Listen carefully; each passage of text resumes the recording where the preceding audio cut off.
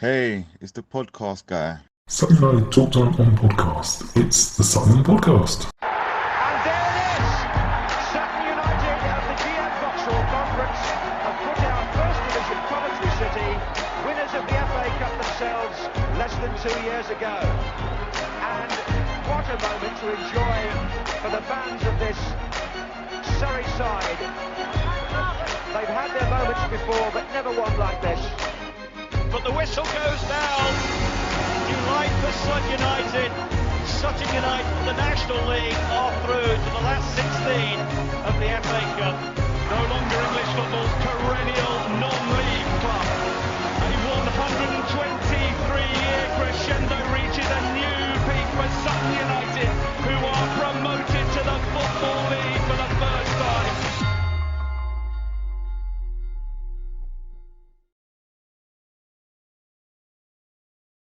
Hello and welcome to another episode of Sutton United Talk Time on podcast. It's the Sutton Podcast, sponsored by Gin. I'm your host Mike, and with me today we have Johnny. We are going to be covering the away defeats to Doncaster Rovers this time. So it is different to other away defeats recently, but it's the same. We're also looking forward to the visit of Morecambe as well. Don't forget that the engagement is important: likes, shares, retweet, comments. Abuse, everything is welcome, and you can find us at Sutton Podcast on all social medias. Big shout out again, as normal, to the guys who do keep sharing and joining in. It's really appreciated. So Johnny, hopefully you found the unmute button, and it was mid-August since we last had you on just before your book launch as well, actually. Yes, that was good. How have you been since, and how busy have you been? Yeah, still doing every game home and away, which has been a challenge this season. Looking to get my next book published, and just keeping on top of the sales of the first one. So it's all been happening still. Can't complain. Yeah, I was all very nice and proud, going, "Oh yeah, come on my show and talk about your book." And then you were like, "Oh, thank you so much." And 2 days later, or 3 days later, you're on the BBC, and I'm like, "Oh, okay, right, that's probably a bigger audience than I can offer." But yeah, you've done quite a few of them, a bit of a whirlwind on that. Yeah. I've had quite a few offers, and I've tried to be quite proactive with it as well. Just speaking to people, seeing who will have me on, seeing whether there's a different angle with it. Whether it's a mental health podcast, a football podcast, kind of somewhere in between. There are quite a few now that are starting to look at specifically mental health and football, which I think is great. And then just something a bit different as well. I went on a book podcast with someone who lives a couple of streets away from me randomly the other day. So we didn't actually know until we were on the call that we're from, very, very close to each other. It's been great, and I'm really enjoying everything that's coming with it, really. Excellent. Good. Well, it is a good one, and I did describe it on my Amazon review as annoyingly good, because you obviously want to support people, but you also want to have a little go going, "That's rubbish." But no, it's actually a really good book. I really enjoyed it. And we're going to come on to a couple of bits of it a bit later, which I think could be helpful to a lot of people. Club news, the ladies' side also lost today. As I started typing these notes, it was 5-1, but it ended up being 7-1. So there's no joy there either. And we are at home next week in the FA Cup. Please get down for a bit of support. The coach travel again to Wrexham. I think they're still doing the potential of winning a free travel. So anyone who wants to go to Wrexham, or if you've got your ticket already, because I think there's ticket sales are stopping soon, do jump on the coach. And earlier on today, we got the very exciting news of our FA Cup tie to AFC Fylde. What do you think of that, Johnny? It's probably what we'd call a good tie. It gives us a chance. We said that about Farnborough last season, I'm well aware. So certainly not counting any chickens there, but I think a home draw is, an away draw would have been seen pretty disastrous, wouldn't it, given how it's been going since February. So I think a home draw is important. Inevitably, it will go to a replay on Tuesday night. If we can avoid that situation, that would be great. We've got to look at it as an opportunity to get going. I think their defence is even worse than ours, isn't it? So it might be an entertaining one for the neutral, but maybe not one for the purist. So fingers crossed we can get going and just start winning more than one game in a row at some stage. Yeah, I mean, there's loads to go, so this is going to go all over the place. But our bad season in recent years was, I think, the FA Cup season. So we finished quite badly in the league, but we did all right in the FA Cup those few years ago. So you never know, we might repeat. There's some straws being clutched out here, but we might repeat that. We don't know. So I normally kind of go through a little bit of the match, but the lineup was unchanged. Hardly surprised. Well, it was changed from midweek, but unchanged from last week. It's hardly surprising. What were your thoughts kind of ahead of kickoff? I know, obviously, hindsight's a wonderful thing, but kickoff, what were you hoping for? Honestly, I was pretty confident. I mean, like you say, unchanged team from the 4-0 win against Wolves. I mean, we weren't. I don't think we were 4-0 good in that game, but we were a lot better. I mean, we deserved to win it. So I was thinking, okay, like we could try and keep it tight at the back, nick a goal. First 10 minutes, we were really good. And I tell you what it looked like, the game, but without trying to diagnose anything or say why it's happening. What it looked like from a supporter's perspective is we started off okay, went 1-0 down through disastrous goal, as has been kind of common now. And it looked like we just gave up. I don't know whether you can put that down to a confidence thing, to an attitude thing, to an ability thing. Probably only the players will know that. But it looks like we just sort of, as soon as the penalty went in, that was it. We were never going to get back into it. I mean, there are people leaving at 4-0. When was the last time we got any points from a losing position? I couldn't tell you. Even a 1-1 draw, or certainly not this season. So it is very frustrating. And as soon as that penalty went in, you just see the life went out of the team. Because say the first 10 minutes we'd actually been, I wouldn't quite say all over them, but certainly the better side, had a few chances, and after that was it. And you might as well have left at 1-0. Yeah, I mean that is one of the points I kind of put in is I know Matt has said this, and I know people raise the eyebrows and roll the eyes because it's said very often, but it's not like a Sutton United team, because we went through that spell. I know we've had spells where we concede goals, but went for a spell of we're just not going to lose this game, and you don't leave until 92 minutes because we've always got a chance of getting back into it. But it does seem that some of the players are just not yet bought into this. I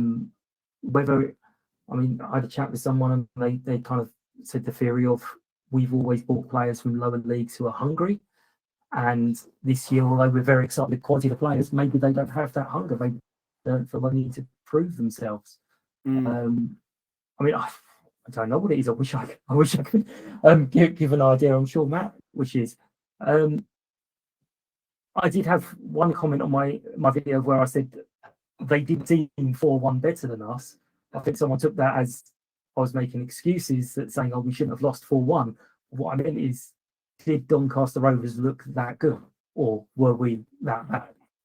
I mean, they had 14 players out injured, didn't they? So I mean, they looked good, but I think there's probably more because we made them look good. I don't think you can look at that and say it was them being good. I mean, they were 20th in the league going into the game. I don't think after this stage of the season you can make that kind of excuse, to be honest. I think we have to look at it as we've lost 4-1 to another team towards the bottom of the league. I get the suggestion that their position in the league is false, and that they are picking up a bit recently, like they are, and they may well finish higher up the league than they are now. But at this point in time, and certainly with the amount of players out injured they had, we shouldn't be losing 4-1. We should have been in a game the whole way through. I mean, and we weren't at all. And we need to. We're not resilient, Mike. That's what it is. And there's no resilience in the team. There's no sort of fight back when things go against us. The one game where you could argue there was the MK Dons game, where it's the one game that's been close either way. Every other game, the two we've won comfortably, which is just as well, because I wouldn't want to go in the last 10 minutes with us a goal or two up at the minute, to be honest. Or we've lost comfortably. I mean, we've not really pushed anyone at any point, even when we lost against Forest Green. I mean, I think we got a shot on target. So we just don't have any resilience at the moment, unfortunately. And we need to find that, because it doesn't matter who we're playing. I mean, if we go 1-0 down against Fylde in the FA Cup, for example, I'm thinking we're going to end up 3 or 4 here. if we go 1-0 up and we get a quick fire second, we could put 3 or 4 past them. It's just the swing. There's like an 8-goal swing that could happen on the first goal. It's ridiculous, and we just need to sort that out. I think maybe it's something more psychological than ability wise, but whatever it is, it's you can't really be having it in a League Two football team. No, and it's very strange because you would kind of go through the team, and as we've said many times, good player, but they're just not clicking as a team. My point was, if they were genuinely a side that should be beating us 4-1, then perhaps people wouldn't be moaning, but we lost 4-1 because we'd expect to. So that's why everyone's upset, because we lost to a team that we thought we had a genuine chance of getting something out of. Matt's interview, again, I sympathise massively, but the comments of hasn't had a decent pre-season and lots and lots of games. Lots of teams have had the same kind of games. Now, we have actually played more games than quite a few, because we've had obviously a run in the League Cup, and some teams have only played one game in the EFL Trophy. Someone did comment to say that some other teams have played more than us, and I couldn't actually find any team that's played more than us. But I think Salford has played the same as us. But we're near, as someone else said, we're nearer Christmas than we are the summer. Should we be really still talking about pre-season at this stage? Is it a valid reason, not excuse, reason? No, I don't think it is. I would say with interviews with pretty much any manager other than Mark White at Talking Wonders, I'm sure you'd have seen the clip going around. The managers aren't going to say to the fans what they are to the players. So I don't watch the interviews, to be honest. Right. I watch the pre-game ones. I don't watch the post-game ones. Never have done, win, lose or draw, because I don't think you really get managers.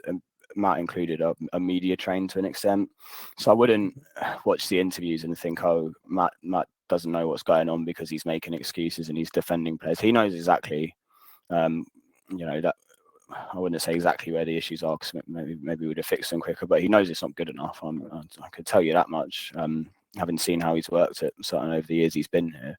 So I think as much as he's saying on the interviews that it's players need more time, I'm not sure whether he's convinced in that himself, to be honest. Like I said, I haven't seen the interviews myself. But I think what's said to public is probably different to what's said behind closed doors. So I wouldn't read too much into that. I'd very much say so. You mentioned Mark White, and also Joey Barton threw one of his players under a bus recently, and it's like, which won't help. So I mean, if he stood up, I mean, to be honest, the game yesterday was shocking. There's no other way you could have put it. And if he was being 100% honest, he would have stood up and said, "I'm sorry to the fans that travelled. We weren't good enough. We whether we gave up or we lost confidence, or whatever, we stopped playing after we went 1-0." Then he's not going to say that, because it's not going to help the players. So I wouldn't read too much into the interviews. It has raised questions yet again. I'm sure you've been on social media, so you're sort of travelling back on the manager. Where are you kind of sitting? Obviously, he is the manager in post. I think it's a bit strong to be talk about replacements, and we should support as it is. But questions have been asked more and more and more. Where do you kind of sit there? I think it's down to the players to dig us out of this. I mean, I think it'll be Matt's decision if he did go. I feel like I'll be angry at the players because it'd probably be the best manager we've had in a long time. I mean, obviously, does well. We've been blessed with great managers, don't get me wrong, but he's an excellent manager. I don't think anyone would have said there's anyone better for the job ahead of this season. So I'd be more annoyed with the players for not digging him out. And then obviously you want to improve, but if we then get a situation where, if it's, say, hypothetically he did leave and we did pick up, and you're thinking, well, what on earth's going on? Why weren't they playing like that earlier? Part of me after the Walsall game thought, we can play at this level and we can beat Notts County 5-1. Why aren't we doing it every week? Why are we then going 4-1 defeat away to Doncaster? I don't think you can put that down to the manager. I think some of the players, and I won't name specific names, need to pick themselves up a bit, to be honest. They need to be holding themselves to higher standards for themselves, for the supporters that travel. This is not good enough at the minute. You know, I'm one of those that goes to every single game, home and away. As you can tell from my voice, I've got a terrible cold this weekend. I've still dragged myself up, done a weekend in Doncaster, and I might as well have left after 10 minutes when we went 1-0 down. And it's, if I worked out how much money I'd spent and how many miles I'd travelled since we last won an away game, you would think I was mental that I'm still going to Wrexham on next Tuesday night. So the players know, they've all played, like you say, Mike. They're good players. We've got players that have won this division, players that have played at a high level, and they're not playing anywhere near the level they would expect of themselves and that the supporters would expect of them. So I think having the focus on the manager, I've never been a fan of it anywhere in football, because the players are the 11 on the pitch. I mean, I don't think Matt's doing much differently to what he's done over the last 2 years. So what's the difference? You tell me. I mean, it's the players. So I think, although I'm sure Matt, there's things that he thinks he will be able to do better, I think the players have got to look at themselves as well, personally. Yeah, I mean, I'm with you there, because so Matt can prepare them, and if they're going on the pitch, they think the tactics is no good, they should be bringing this up. And then, well, hang on, we think we can do this. I'm not talking about revolution, just say, hang on, we think this isn't working, why are we doing this? There was actually a really good interview on the Not the Top 20 podcast about managers this week. It's actually well worth listening. It's a lot about the data, which I'm a geek and I love all that data stuff. And it's talking about this company that advises clubs.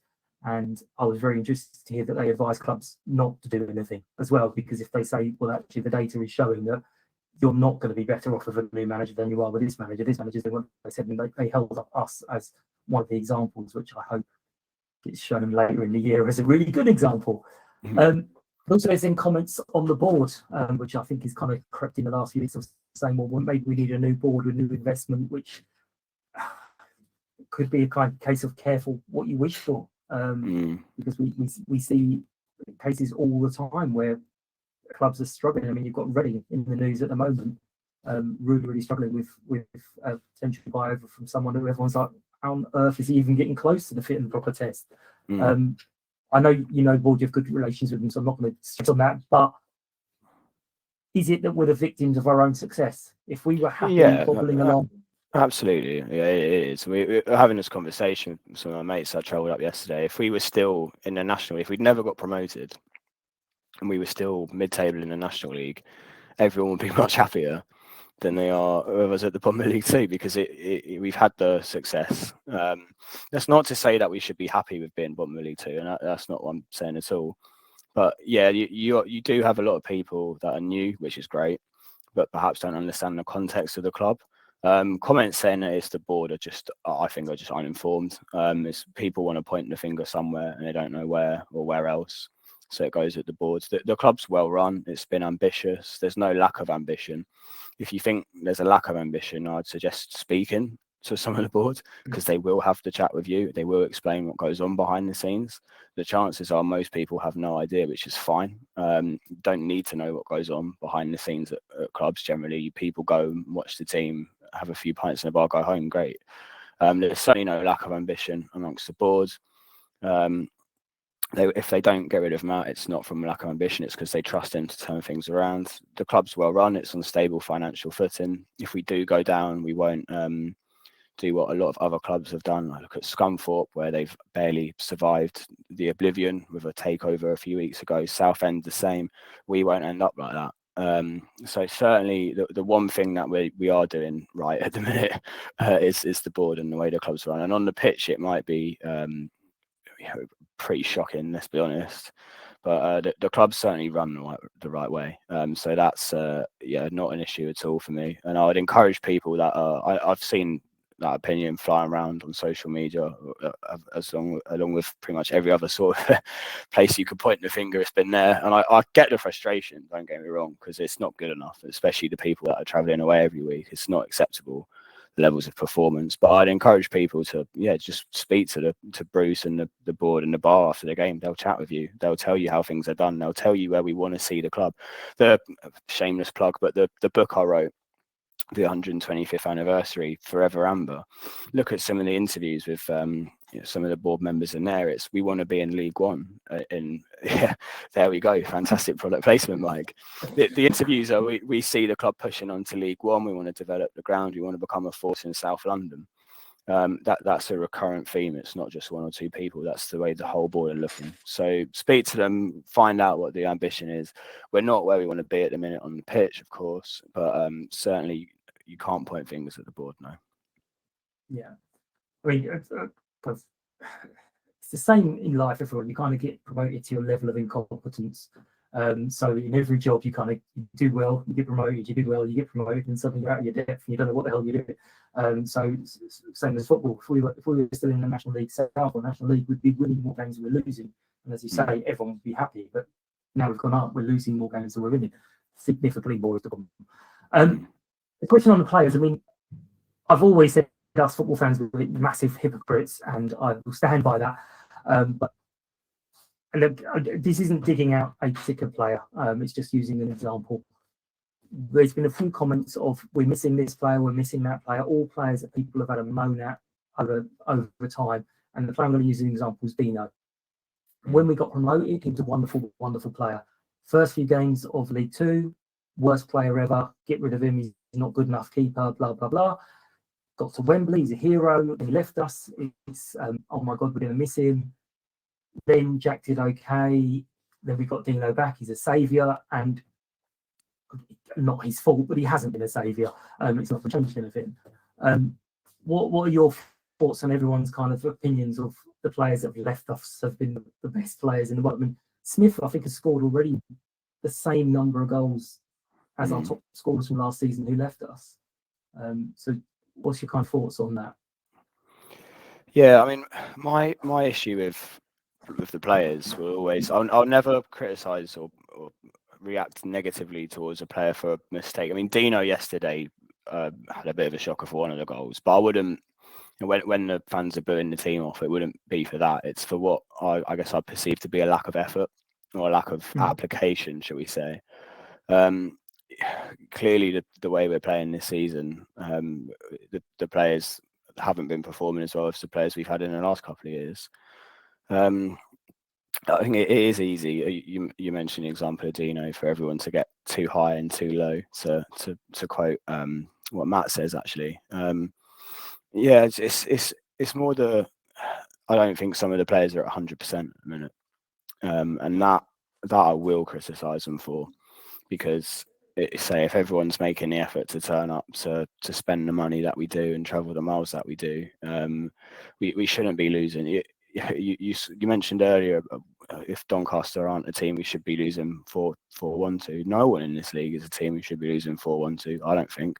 How many games in our 2 prior years in League Two have we lost by more than 3 goals? Really not many. So the fact that we've done it, I mean, pretty much every away game these days is a 4-1. It's unacceptable. So that's my issue with some of the players. It's up to them to turn it around. The fan opinion is going to be negative, of course, because we've not been good enough. And it's only going to change if we start moving up the table. And I understand that. And to an extent, I agree with it as well. Okay, so we're going to wrap up another little plug. But we mentioned the book. There's actually really loads of good bits in there. One I quoted actually this week in the little WhatsApp group about players who are still available. And you kind of, in your book, you touched on, sometimes it's because they reject the club and then go back, and it's like, well, no, we've moved on, and that why players might be available. But the bit I specifically wanted to talk about, the social media part as well, was quite apt as well for conversations.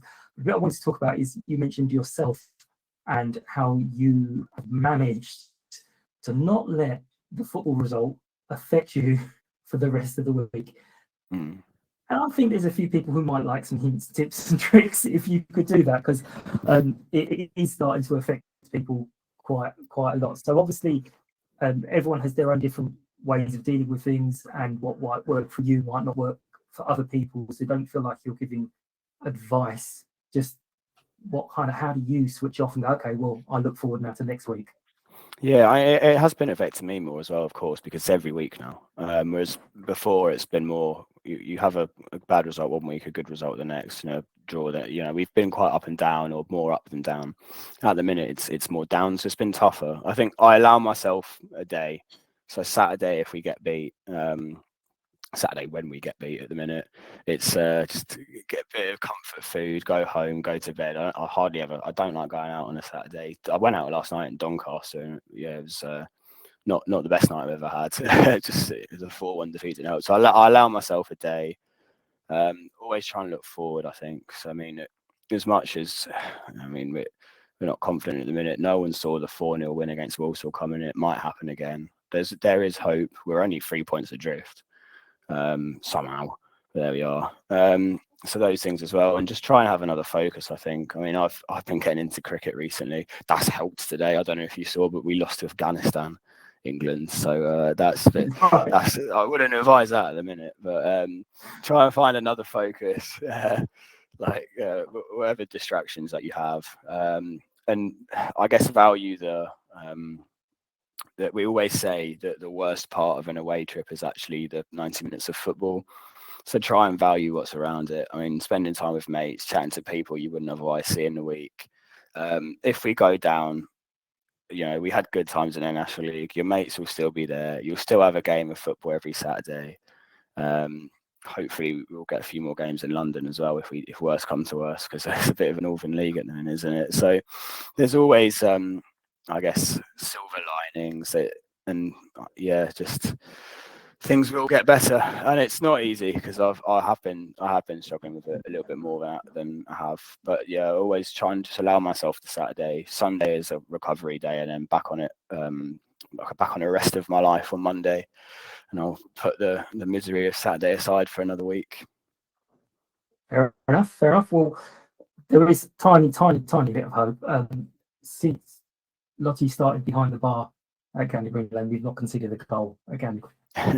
just two games, a win, and although is she on next Saturday, Mike? Is she there at the weekend? Which is in the away end, so I'm not sure how that's going to work. But yeah, that's what I'm hoping for. I did mention when we beat Walsall, oh dear, you've got a job for life now. But we're going to move on, and waiting very patiently. If you've seen the mute button, but it's just at the bottom there, Dave. Is Dave, who is a Morecambe fan and the host of Shrimp's Verdict podcast.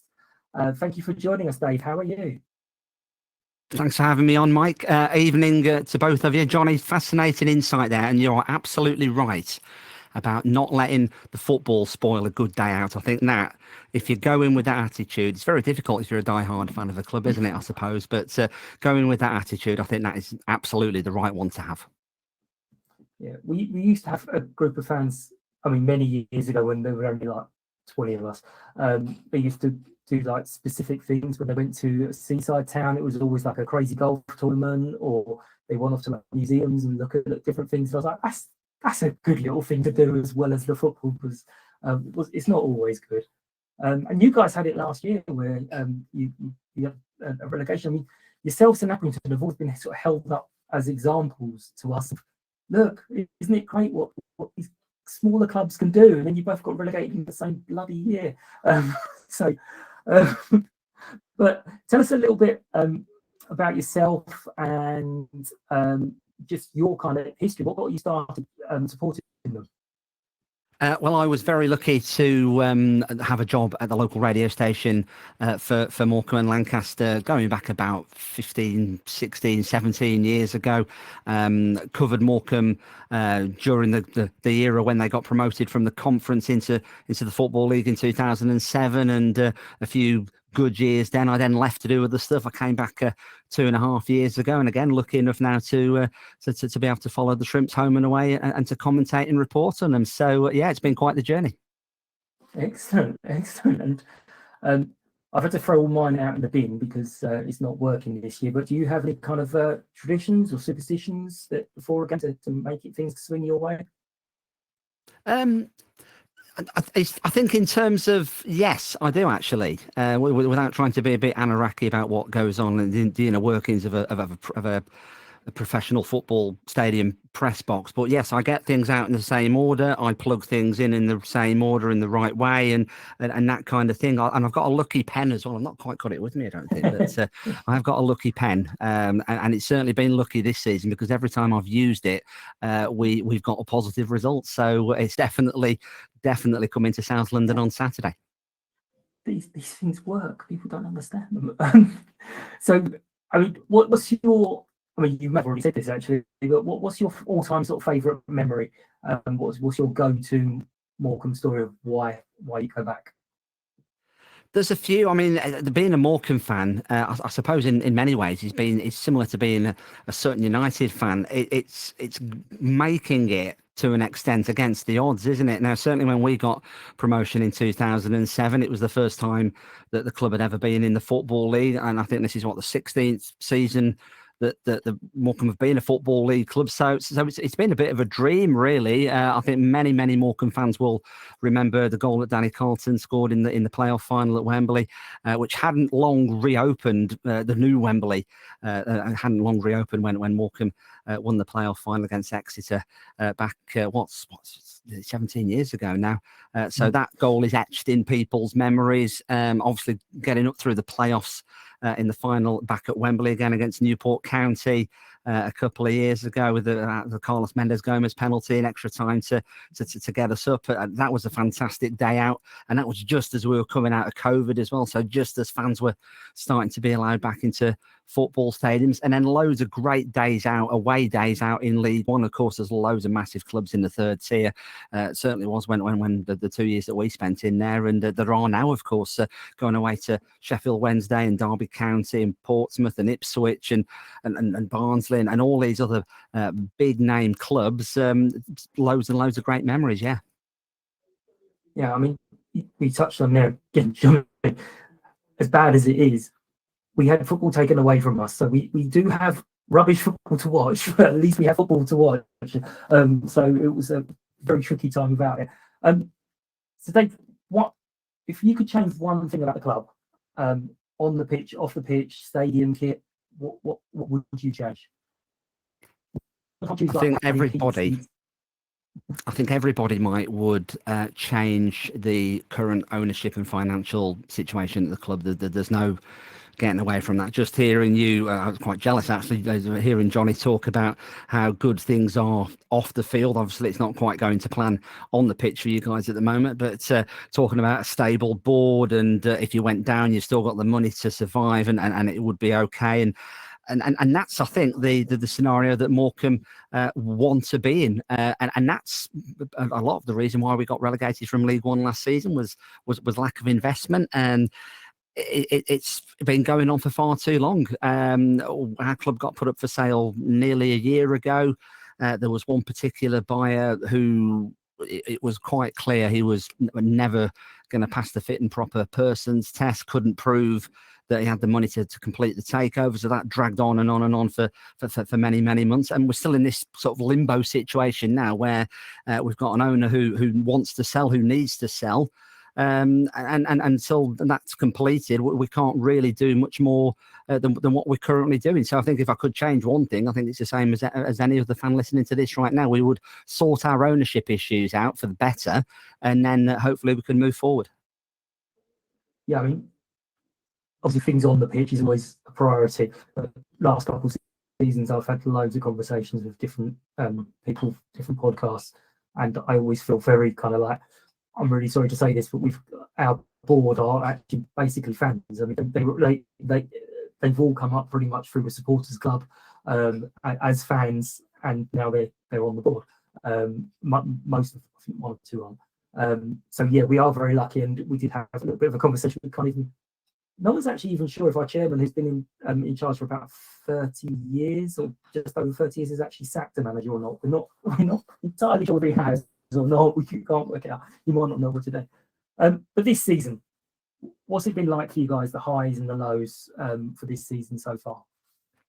I think so far it's been way beyond anybody's expectations, Mike, really. The ongoing ownership issues that we had, and they are complex now, without boring you with the gory details of it, they're really, really complex. The owner of the club isn't a director of the club for various different reasons.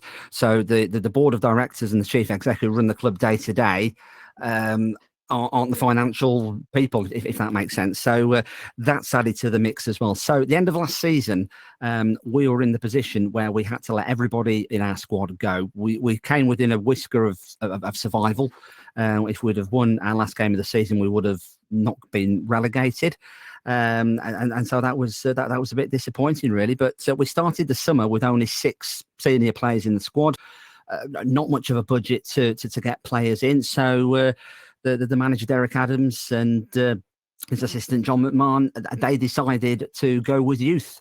Lots of young, hungry, lone players with obviously starting their careers, wanting to get senior experience and wanting to try and prove themselves at this level. And we started the season with a lot of uncertainty and a lot of unknowns. We won the first game of the season against Walsall. We then lost a couple, and it's been a steady improvement from there. I think now to have 18 points on the board from our opening 11 games is definitely beyond anybody's expectations. Pundits, media, fans, a lot of pundits thought us and Crawley would be rock bottom of League Two and be struggling all season.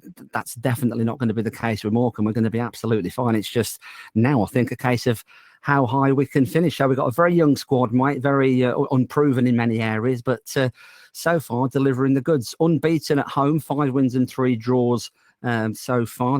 That's where our League Two situation is across the board. Unbeaten at home and the 3 defeats away, but we've won the last 2. And against Colchester last Saturday, we were absolutely sensational. And if we turn up in a similar vein on Saturday, then you're going to be in for a bit of a game, I'm afraid. All right. Okay. Well, the question next on my list is, from your point of view, what needs to go wrong for Sutton to win this game? I think we probably need for you to get involved with any positive chances of winning. I think home advantage obviously is crucial, isn't it? I mean, I think that applies to any club, and all clubs are better at home than they are away. There's no getting away from that, of course. But we've won our last 2 away. A lot was said about our away form, actually, and when we were in League One, we only won 5 games in League One across the 2 seasons, so 5 wins in 46 on the road. There was a lot of heavy defeats and a lot of doom and gloom, really. But as our manager has quite rightly said, that was League One, so that's gone. That was a different era. It's a completely different team.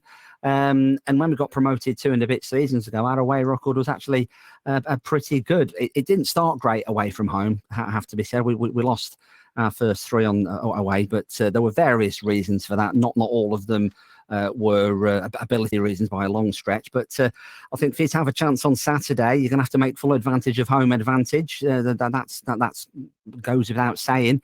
And we would have to have a bad day at the office. And from where we were away from home a few weeks ago to be now saying we're going to come away from, I am very confident we're going to get a win on Saturday. I won't make any other bones about that, Mike, I'm sorry to say, but and that's purely based on the fact of how well we've played on the road for our last 2 away games, which were both victories. So we need to not turn up, and I think you need to what's the managerial cliche? It's we'll get a reaction following a heavy defeat, isn't it? So if all of those stars align, you never know. Okay, Johnny, how does that sound? They're all very young. We've got a bunch of old men in our team. Surely we can just bully them and out-experience them. So how do we win the game, Johnny? Yeah, I mean, we've got to start quick and keep the foot on the gas. The way we've beat both Notts County and Walsall, really. I mean, the way we've won those 2 games is by overwhelming teams. Balls in the box, Harry Smith heads up, aggressive, like pressing high. The thing with us at the minute, it feels like we'll either win 4-0 or lose 4-0. It depends who gets that first goal. A young, exciting team as the opposition doesn't sound encouraging, does it, Mike? But you never know. If we can bully you, I think, Dave, that might be, from what you're saying, where our chance will come from, being more the Sutton that people hate, the Sutton that we love, the Sutton that's physical, in your face, aggressive. Maybe that will do it for us. That's fingers crossed. That's probably all I can think of at the minute in terms of positivity. Listed everything that we've been missing this season. Oh yeah, pretty much. Yeah, we have the sort of reputation to be the big nasty bullies, and everybody seems to still believe it, and we're just not. It's just not there. They're like big giant teddy bears at the moment. So from our point of view, Johnny, who are the players that you're looking at to change the game with a moment of brilliance? Who are you saying, right, you've got to do something? I've had moments from various players, but who is it that's got to take the game by the scruff of the neck? Harry Smith is our key man. I think everything we did really against Walsall was through him. I mean, he won every header in the box. Obviously, scored the goals, effectively scored the own goal as well, where the guys put it in because he's right on his back. If Smith can be almost like a pivot, bring other players into the game, just be a threat all the time, which he didn't quite do that at Doncaster. Really, they kept him out of the game quite well. It was noticeable that they doubled up Doncaster on Amari Patrick as well. So we had a lot of the play through Josh Coley on the other side. He was threatening Josh, but his final ball was, it was Sunday League, to be honest. If he can find that final ball, Josh Coley, with the same amount of time that he did at times create for himself, to be fair, like there was positivity from him, then we'll be, I think we can be a threat going forward. Defensively, it's not been there at all. And I think it's not just one player that needs to step up. It's the way we set up, the shape, the whole back four, the organisation, everything. So I focus on the attacking players and hope that the defence can do enough to keep us in it. Okay, and Dave, who's the one player that you guys are looking to get the ball to get you out of your seats?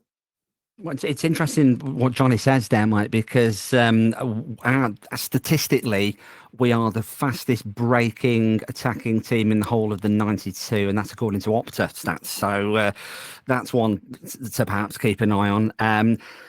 In terms of one individual player, it's difficult to target one, really. Obviously, Michael Mellon is our top goal scorer at the moment. He's got 6 goals. He's our number 9. He leads the line. He deserves more than 6, really, because he's been terrific, and that's led to him being called up by Scotland under 21s, one of a number of international call-ups we had this week. So that's why we've not played this weekend. So we're going to be nice and fresh, having not had a league game for a fortnight. So Michael Mellon, our main goal scorer, but it's the supporting cast, if you will, in the final third as well. So we've got Tom Bloxham out on the right-hand side. He's a big unit, 6'4", wide player who will just try and bulldoze down that right side. He'll hug the right touchline, try and get crosses in.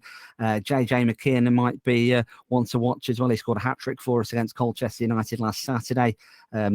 Northern Ireland under 21 international as well, and his third goal. He scored the perfect hat-trick actually against Colchester, left foot, right foot, and header. And his third goal, wow. you probably saw it on the highlights. He ran from halfway inside his own half, all the way to the edge of the area and smashed it into the bottom corner. So he's looking terrific. Got Adam Mayer out on the left-hand side as well, and all of these players. And he's gone through the academy. He looks brilliant. He's involved in the England under 20 setup at the moment, and all of these players are teenagers. They're all 19 years old.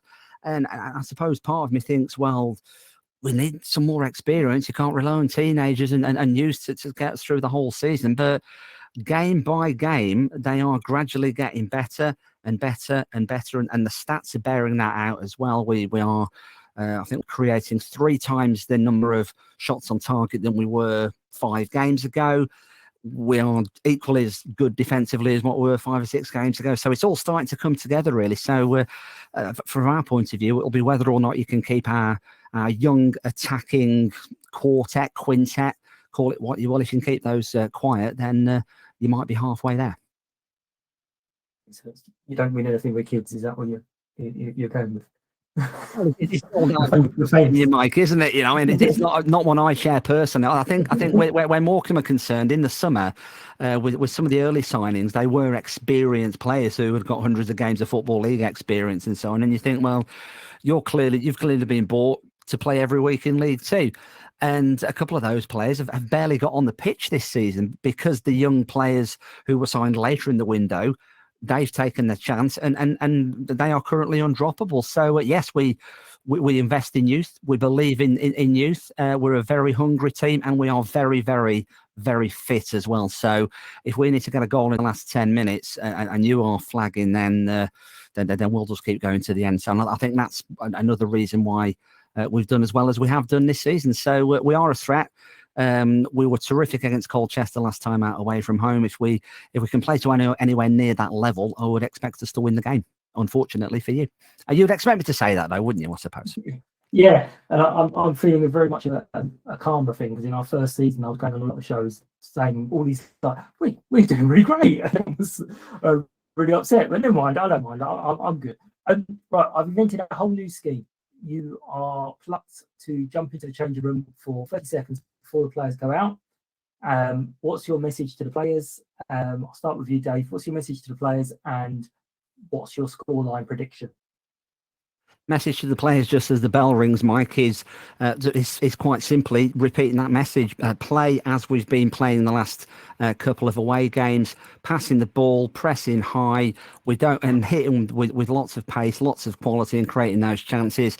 And we know that we have got the quality on the pitch to at least create those goal scoring opportunities. And if we believe that we can keep doing that, then we are going to win the game. My score prediction, I'm sorry to say, Mike and Johnny, this is an ideal opportunity for us to make it 3 away wins on the spin, and I will be bitterly disappointed if we don't. And I've not gone on many podcasts in the last couple of seasons when we've been playing away from home and being quite as confident, but given how well we played against Colchester, we beat Forest Green Rovers away from home the week before that, a couple of weeks before that as well. I am going to go for Sutton United 0, Morecambe 2. 2-0. Okay, lovely. Johnny, your message cannot be you're on your own and hand on the ball, but what would your message be, and your scoreline prediction? Yeah, I'm no tactician, but I would say we need to start doing ourselves justice. I mean, we've had the Doncaster fans singing "Can we play you" every week. We've had much of the same from other team supporters. It's embarrassing for the level that these players should be at. Like I say, we've had League 2 title winners. We've had players that have played at a higher level. Pretty much the entire team are playing below their current level. It's time to sort it out for the supporters and themselves and their own pride. That'll be my message, to be brutally honest. Score prediction, I'm going to make sure I nick Dave's lucky pen before the game. We're going to win 3-1. 3-1. Okay. Well, my message would be literally, you've been playing football since you're 5 years old. You know what you're supposed to do. This white thing goes in the net. Now do it. My scoreline, I'm going to go 1-1 because I'm struggling for confidence at the moment. But don't forget, you can join in the prediction league. I'd get very excited if this works. It always works. I always get excited. There's the code if you want to join the prediction league. No one's running away with it at the moment because we're all ridiculously optimistic every single week. But do join in, and there is the prize. There will be a prize at the end of the season. But I am going to wrap up this episode of Sutton Podcast. As always, appreciate everyone's ear attention, because that is still funny. I would like you to follow us, give us feedback on any episodes, like, subscribe, all the rest of it on your preferred podcast platforms. Leave us a review. Next time we have, I think, Mark Bravery doing a rare home game, and actually the real voice of Anne, who I had to use the AI voices for a few weeks ago because it didn't go very well. Thank you very much to Johnny. Thank you to Dave. Thanks everyone for listening. Thank you to our sponsors, Lucky Star Gin. Hope you enjoyed this episode, and we will see you next time. Thank you very much. Bye bye. United! United! United! United! United!